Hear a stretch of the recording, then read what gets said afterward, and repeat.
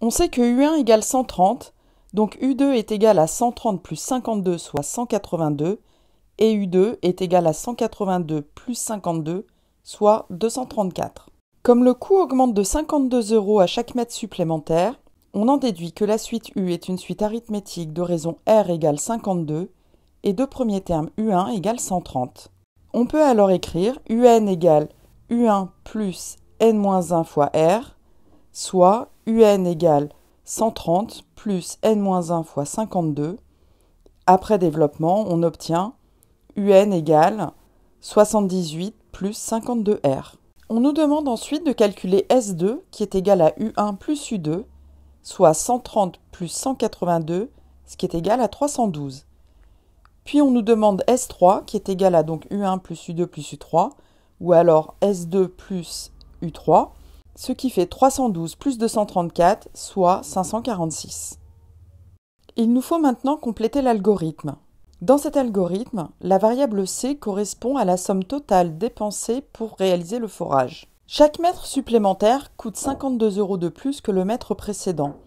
Donc par rapport au premier mètre, le coût du nème mètre s'écrit 130 plus 52N. Le coût total est donc égal au coût précédent, plus 130 plus 52N. Il suffit donc de remplir la ligne avec C plus 130 plus 52N. Voici enfin la dernière question. On sait que Sn s'écrit 26N² plus 104N et on sait par ailleurs que le montant de la subvention est de 116 610 €. L'algorithme précédent s'arrête lorsque la somme dépasse le montant de la subvention. Il faut donc résoudre l'inéquation Sn supérieur ou égal à 116 610. Ce qui revient à résoudre 26N² plus 104N moins 116 610 supérieur à 0. On calcule delta avec la formule b carré moins 4ac, ce qui nous donne 104 au carré moins 4 fois 26 fois moins 116 610, soit un total de 12 138 256.